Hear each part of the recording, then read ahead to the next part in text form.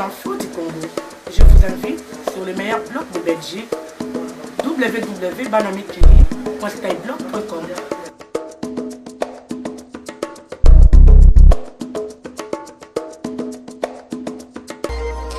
Le président du Congo-Brazzaville ne ferme pas la porte à un nouveau mandat. Denis Sassou Nguesso est arrivé à Washington bien avant l'ouverture du sommet États-Unis-Afrique qui débute ce lundi. Son deuxième mandat arrive à échéance en 2016 et en théorie, il ne peut pas se représenter car il est visé par la limite d'âge et le plafond des mandats, des obstacles qui pourraient être levés par une révision de la Constitution. N'en déplaise à la Maison-Blanche. Obama a dénoncé de nombreuses pratiques actuelles qui, selon lui, freinent le développement. Par exemple, celle qui consiste pour un dirigeant à s'accrocher trop longtemps au pouvoir. À la fin, le dirigeant agit pour durer et non pour ce qui marche pour le pays. Et puis, il faut du sang nouveau, a déclaré Obama, sans jamais citer de nom ni de pays. Avant de poursuivre, sans le respect des règles de droit, sans bonne gouvernance, sans respect des droits de l'homme, on ne peut pas réussir. Pour le président américain, ceci est valable pour tous les pays du monde. Certains vous diront, on ne fonctionne pas comme ça, on fait les choses à l'africaine. Mais non, la méthode africaine, a dit Obama, ce n'est pas ça, ce n'est pas déposer des millions de dollars dans un compte en banque en Suisse après être arrivé au pouvoir. Fin de citation. Écoutez les explications du président Sassou Nguesso. Il est au micro de notre envoyé spécial à Washington, Nicolas Champeau. Monsieur le Président, bonjour. Bonjour. Vous êtes arrivé à Washington tôt, avant le sommet, flanqué de 3 ministres. Est-ce à dire que ce sommet USA-Afrique suscite votre enthousiasme? Quelles retombées attendez-vous? Nous pensons que c'est une rencontre importante. Les États-Unis d'Amérique et l'Afrique, je crois, ont un partenariat important dans tous les domaines à développer. Et il est heureux que le président Obama ait pris l'initiative d'organiser cette rencontre.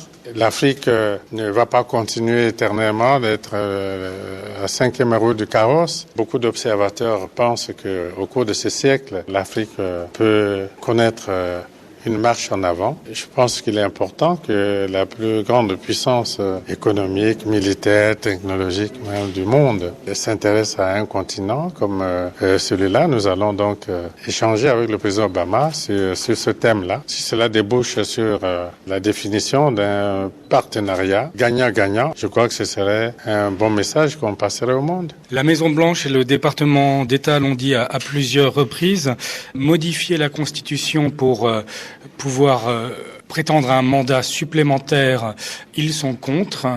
Envisagez-vous de modifier la Constitution en 2016 pour pouvoir de nouveau vous présenter? Nous n'avons pas ce débat au Congo. Le débat qui se développe au niveau du peuple, c'est le débat en vue de changement de la Constitution parce qu'on pense que la Constitution actuelle a atteint certaines limites. Il s'agit du débat pour changer la Constitution, pas pour qu'un président, par une volonté de puissance, veuille changer la Constitution pour lui, donc mais pour le pays, pour que les institutions du pays progressent. La modification de la Constitution ne doit pas nécessairement toucher, selon vous, la limite d'âge pour se présenter au pouvoir ou le nombre maximum de mandats. Mais cela dépend de la volonté populaire. De toute façon, la Constitution, si elle doit être changée, elle ne peut l'être qu'à travers un référendum. Et s'il y a un référendum populaire, je ne vois pas quelle est la force de la démocratie qui pourrait être au-dessus de la volonté du peuple exprimée par référendum. Si on résume ce que vous nous dites, aujourd'hui, vous ne fermez pas la porte à une nouvelle candidature en 2016. Bon, cette question n'est pas à l'ordre du jour. La question qui est à l'ordre du jour, c'est celle de savoir si on change la Constitution dans l'intérêt du pays pour faire progresser les institutions et la démocratie ou pas. L'intérêt des pays africains, selon le président Barack Obama, c'est le renouvellement du sang neuf. Il a dit devant de jeunes cadres africains, quand un homme ou une femme reste trop longtemps au pouvoir, il ou elle agit surtout pour durer et non pour le bien du pays. Est-ce que vous partagez son analyse? Bon, je n'engage pas une polémique sur cette question-là. Vous savez, en Allemagne, lorsque les Allemands ont voulu d'un 3e mandat pour Madame Merkel à cause l'efficacité de son travail. Le peuple allemand lui a donné un 3e mandat et il pourrait encore peut-être lui en donner un 4e. Vous voyez, le Premier ministre de Luxembourg est resté très longtemps Premier ministre au Luxembourg. Et c'est maintenant seulement qu'il va à la Commission de l'Union européenne. Je crois que c'est la volonté des peuples. Hein. Il faut toujours l'interpréter comme ça et non pas le voir à travers quelques volontés de puissance. À Brazzaville, vous avez réuni les principaux belligérants autour de la table. Ils ont accepté de signer un accord, ce qui n'était pas gagné d'avance. En revanche, les combats se poursuivent, on l'a vu notamment dans le nord du pays, et cet accord est contesté par certains membres de la Seleka. Comment faire en sorte qu'il soit vraiment appliqué? Nous avons à Brazzaville voulu parler avec toutes les parties. Et les Seleka étaient représentés. Et l'accord a été signé par l'un des vice-présidents de l'organisation de la Seleka et par les responsables des anti-Balaka et autres responsables religieux, des ONG, des partis politiques. Maintenant, s'il y a quelques divergences au sein de la Seleka, on a déjà vu des cessez-le-feu violés par certaines parties. Mais les personnes qui ne croient pas aux efforts qui ont été engagés à Brazzaville en vue de permettre la cessation des hostilités, et il faut que ces personnes-là aient une alternative. S'il n'y a pas d'alternative, nous pensons que avoir posé ce premier pas est très important et nous pensons qu'il faut poursuivre ce travail à l'intérieur de la RCA. Nous ne pensons pas que la Seleka a une autre alternative qui dépasse le fait d'abord de cesser les hostilités, d'engager des dialogues en vue de la réconciliation nationale et la mise en place d'institutions définitives à travers les élections. Monsieur le Président, je vous remercie. Je vous en prie. Le président du Congo-Brazzaville, Denis Sassou Nguesso, avec notre envoyé spécial à Washington, Nicolas Champeau. Russ Feingold, bonjour. Hello. Dans les 3 années à venir, il y aura des élections au Congo, au Burundi, au Rwanda et en Ouganda. Est-ce que les États-Unis vont suivre de près ces processus électoraux ? Oui, nous allons suivre cela de près et nous allons essayer d'être aussi cohérents que possible avec ce que nous défendons dans nos prises de position. Et c'est pourquoi nous appellerons instamment la RDC et ses voisins à respecter leur constitution. Et cela inclut les dispositions sur la limitation du nombre de mandats. Le président Obama a dit que ce dont l'Afrique avait besoin, ce n'était pas d'hommes forts, mais d'institutions fortes.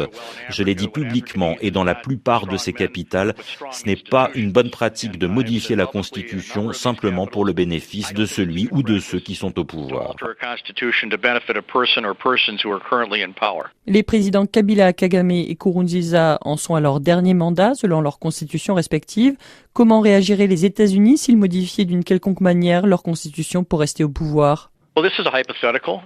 Ce n'est qu'une hypothèse pour le moment. Nous verrons comment y répondre si la situation se présente. Mais ce que j'espère, c'est que chacun de ces dirigeants va voir à quel point c'est important que leur constitution soit respectée.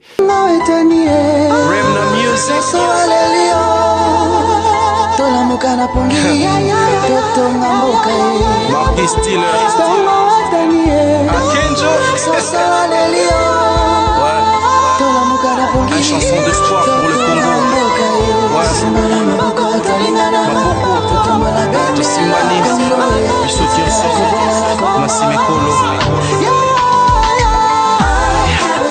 Personne ne viendra prendre notre place des Congolais. C'est à nous les Congolais. Rien que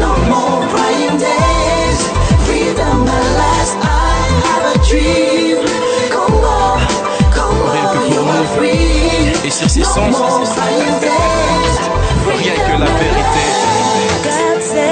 If my people who are called by my name humble themselves and pray, seek my face, I will hear them from heaven and I will heal the land, I will heal the land, I will heal the land, I will heal the land. Encore une fois pour ma patrie, Ceci ne pas pour nous faire danser, non plus pour nous faire pleurer. Prenons conscience mes compatriotes, si la dictature de Mobutu n'a pas pu nous briser, alors comment ne pas surmonter tous ces présents. Faute de l'Occident, c'est ça nous baisse de gauche à droite, on est conscient, y'a pas à discuter. Le port de Léopold ne reviendra plus jamais. Ouais, porte ta croix, arme-toi d'assez de courage de foi. Unis ton cœur en Christ, interdis-toi de pécher. Le seul espoir de pouvoir croire, Allah est derrière nous. Inch'Allah, viens chanter avec moi un chant nouveau.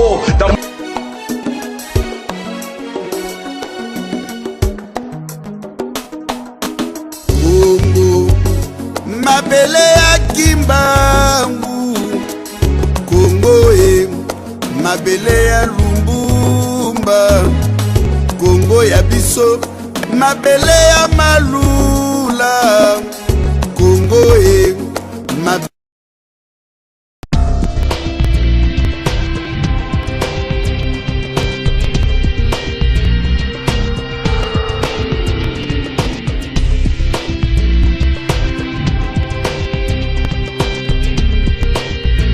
Pouvoir, 10 millions de morts, 2 millions de femmes violées, 1250 femmes violées par air, 48 femmes violées. Harry Hippolyte Kanambe, le fils de Christophe Kanambe et Madame Marceline,